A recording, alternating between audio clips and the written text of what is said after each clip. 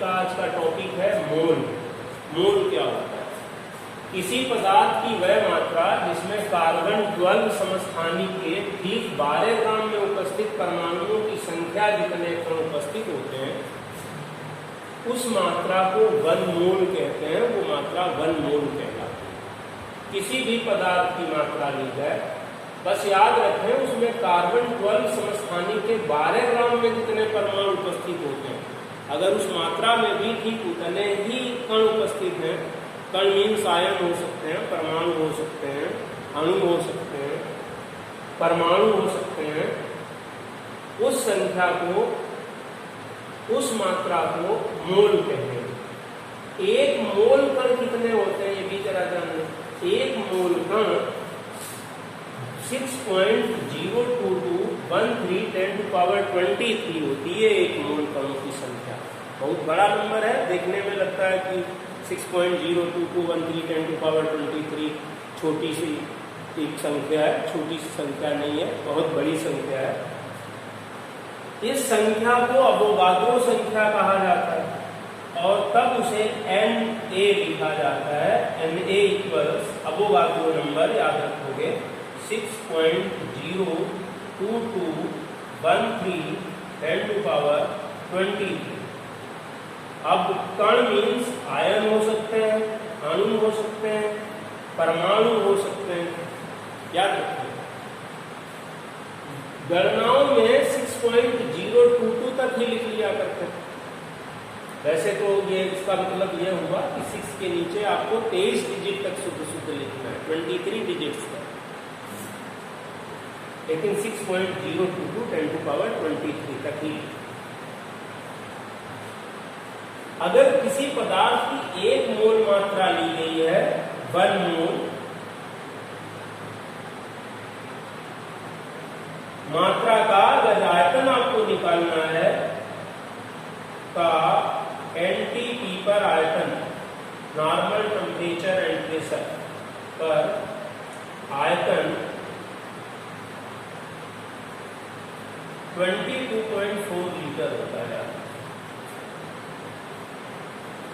किसी पदार्थ की 1 मोल मात्रा का एनटीपी पर नॉर्मल टेम्परेचर एंड प्रेशर पर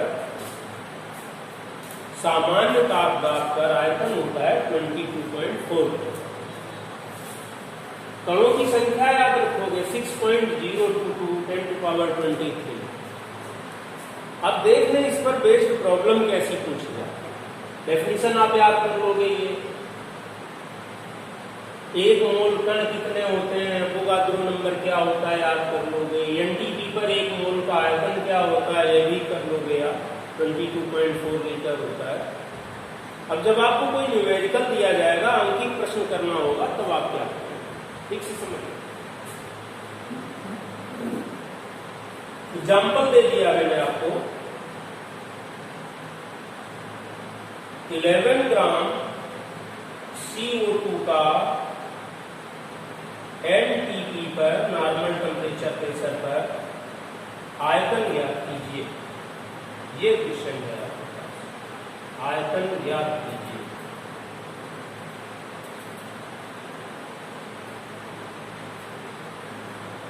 एनटीपी जान ले, normal temperature and pressure. Temperature होता है, नॉर्मल टेम्परेचर अगर कोई पूछे कितना होता है तो बोलोगे 273 केल्विन, 273 केल्विन होता है सामान्य ताप। और अगर कोई प्रेशर पूछेगा तो बोलोगे 1 atm 1 वायुमंडल या 1.010⁵ न्यूटन पर मीटर स्क्वायर। 76 सेंटीमीटर पारे का स्तंभ, 760 मिलीमीटर पारे का स्तंभ या 0.76 मीटर पारे का स्तंभ। 11 ग्राम CO2 का एनटीपी पर आयतन ज्ञात करना है। सबसे पहले आपको ये मालूम होना चाहिए कि CO2 के 1 मोल का द्रव्यमान कितना होता है, CO2 का मोलर द्रव्यमान क्या होता है, CO2 का अणु भार कितना होता है। तो सबसे पहले CO2 का मोलर द्रव्यमान निकालोगे। CO2 का अणु भार, मोलर मास, कार्बन 12 होता है याद रखोगे, और O2 32 हो जाएगा 32, ओवरऑल आ जाएगा 44। अब देखें, जब कभी एनटीपी पर आयतन पूछा जाए तो एक फार्मूला लगा देते हैं। एनटीपी पर V फॉर वॉल्यूम बराबर weight by molecular weight into 22.4। Formula याद रखो।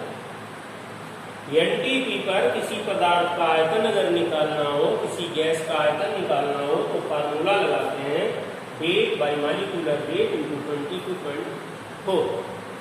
यहाँ वेट दिया गया है 11, मॉलिक्यूलर वेट कैलकुलेट किया आप 44, वॉल्यूम है 22.4। 11 1 जा 4 जा, और से इसे कैंसिल करेंगे।